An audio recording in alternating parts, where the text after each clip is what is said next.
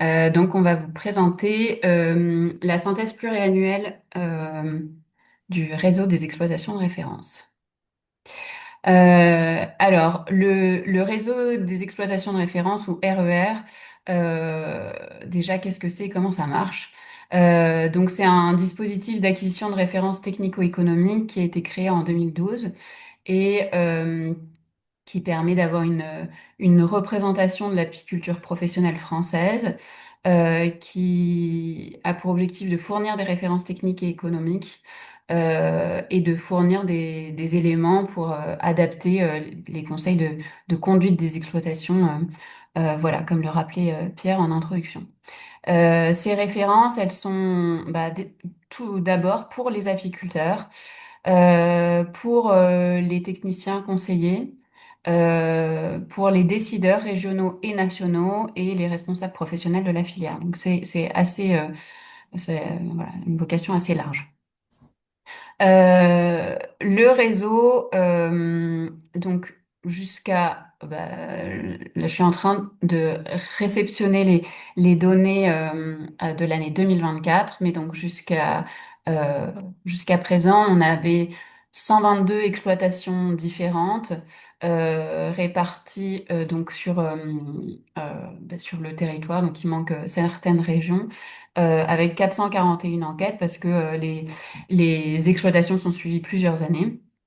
Euh, euh, voilà, il y a une variation pareille interannuelle. Il y a des ADA qui sont présentes depuis les tout débuts du réseau d'exploitation de référence. Donc c'est voilà, par exemple les régions les plus foncées. Donc la couleur dans la région indique le nombre d'années d'enquête et le numéro indique le nombre d'exploitations qui ont été suivies. Euh, voilà, donc on a euh, autour de 30 exploitations qui sont suivies chaque année.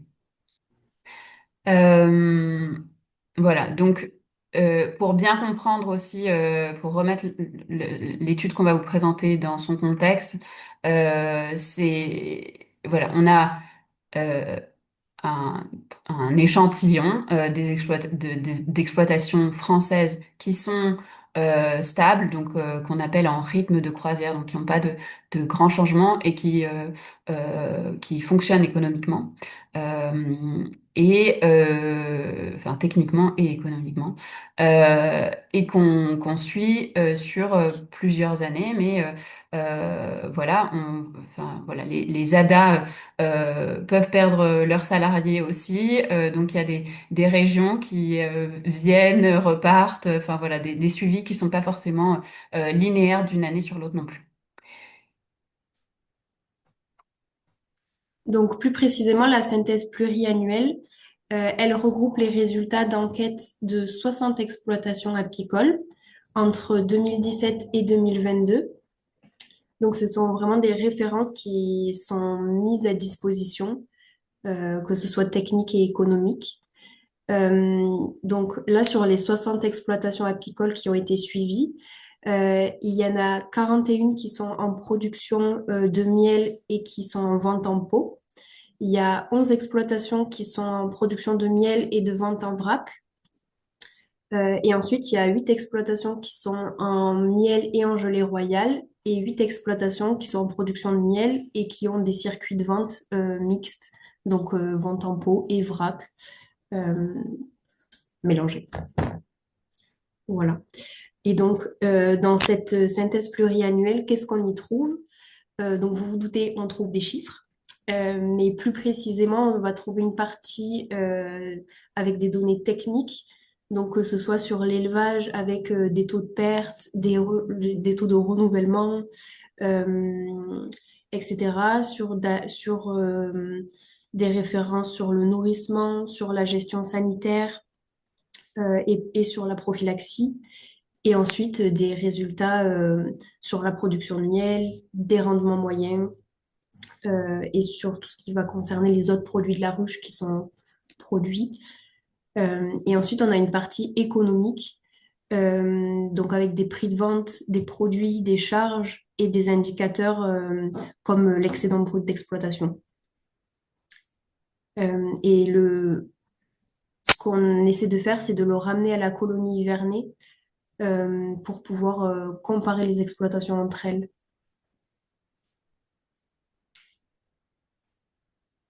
Euh, Alors, hein, on continue dans les rendements.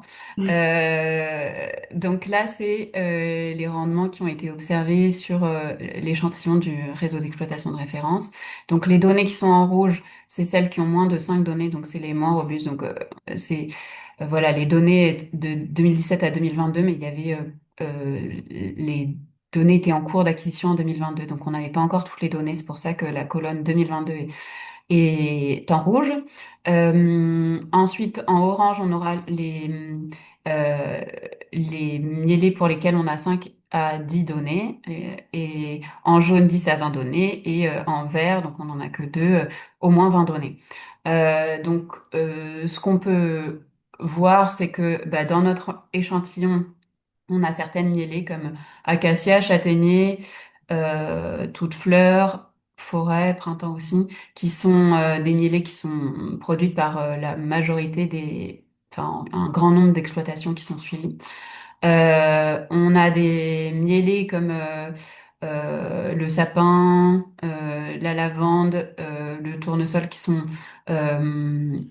euh, qui sont moins produites par les apiculteurs de notre échantillon.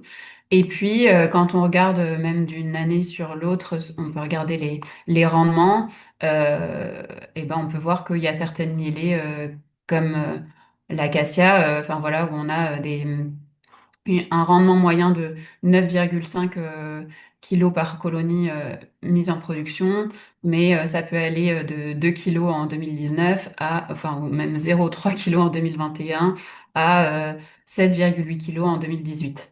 Euh, voilà, des choses qui peuvent se retrouver sur d'autres mielés, hein, bien sûr. Voilà, donc toujours. On a des rendements moyens, mais il faut vraiment faire attention à la variabilité interannuelle sur l'ensemble du territoire. Euh, ensuite, je voulais vous faire un focus sur le prix de vente, donc sur le prix moyen de vente du miel en euros hors taxe par kilo de miel vendu.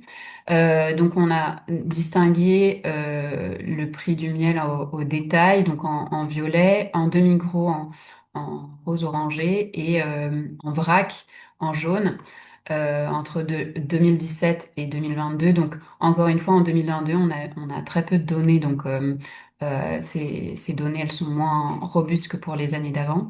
Euh, on, bah, déjà, la première chose, c'est que, on le sait, hein, mais que le miel vendu en direct est mieux valorisé que le miel vendu en vrac, euh, qu'il y a des variations quand même interannuelles de prix aussi.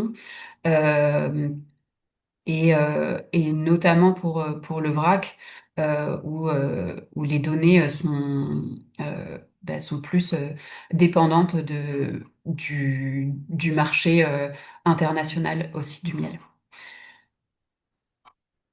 Voilà.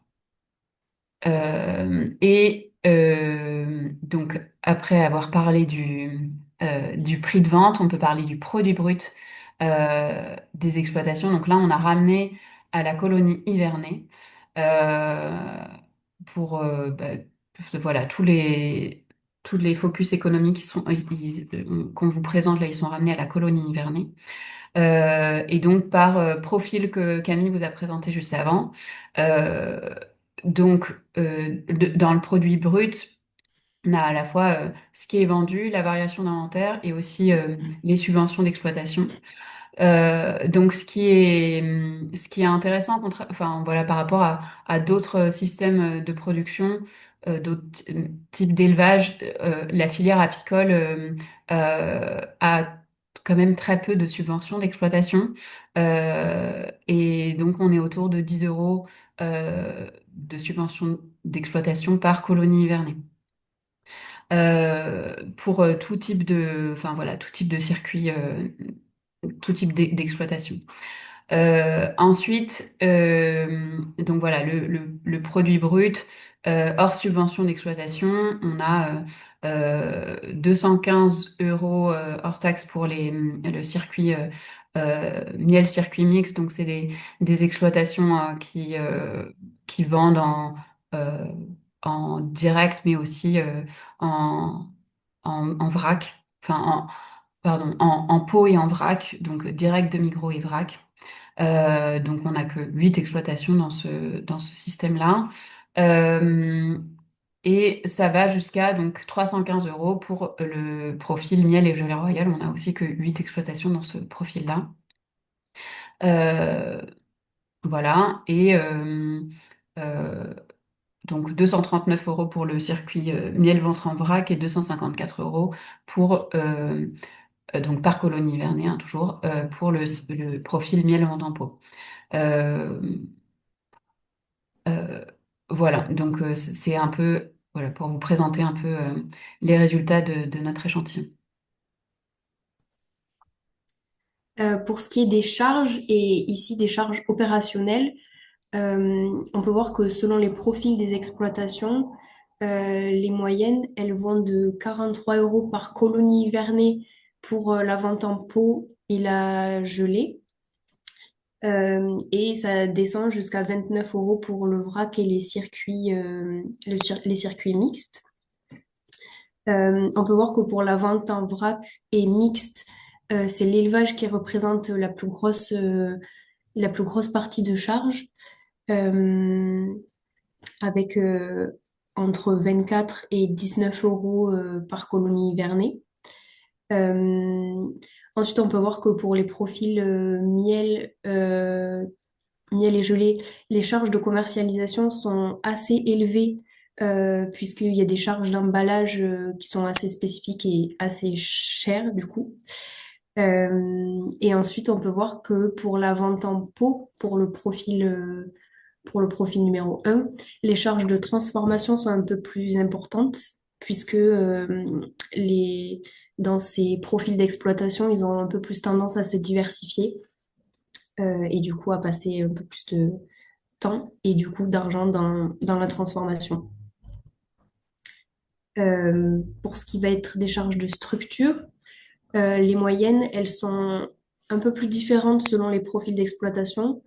Donc pour la vente en pot, on est autour de 90 euros par colonie hivernée. Pour la vente en vrac, c'est ce qui va être le plus bas. On va être à 65 euros à la colonie hivernée. Pour tous les profils, on peut voir que c'est la main-d'œuvre qui pèse le plus lourd dans la balance, entre 40 et 20 euros par colonie hivernée.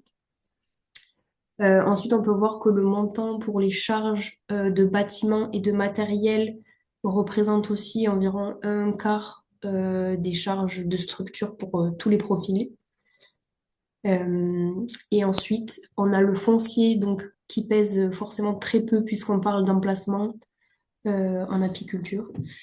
Et ensuite, on a la partie sur les charges d'eau, de gaz, euh, d'impôts et taxes, qui est assez stable pour tout le monde, globalement. Et ensuite, on peut voir juste pour le profil mielé et gelée royale que le travaux par tiers est assez élevé.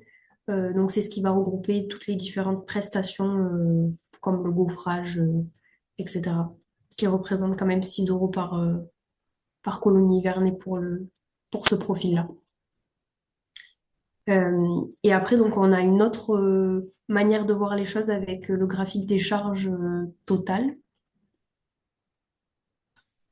où on peut voir donc les montants des différents postes de charge selon les profils d'exploitation, avec les montants en euros par colonie hivernée.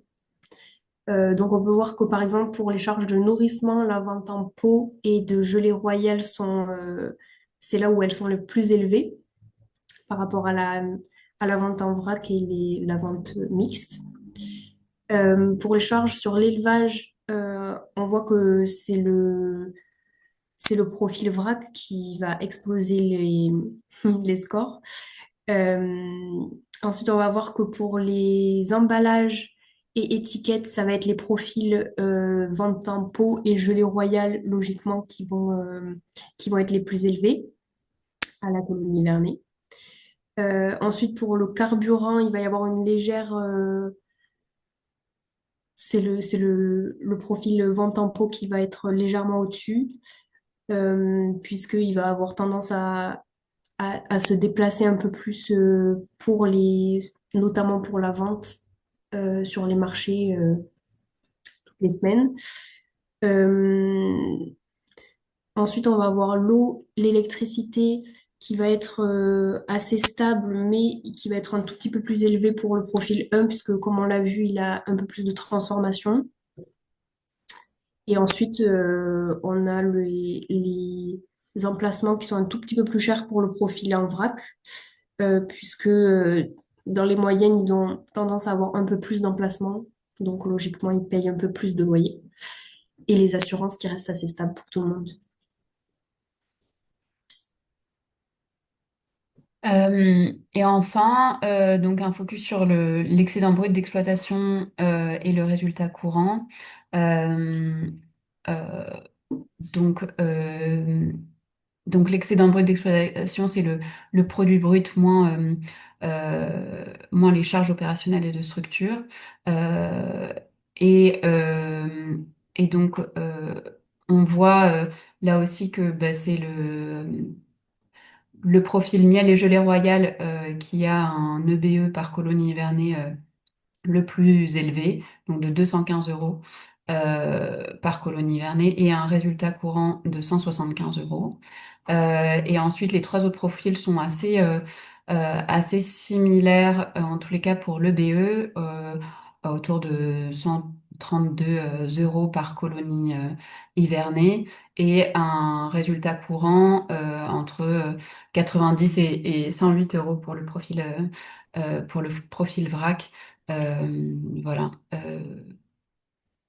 par colonie hivernée.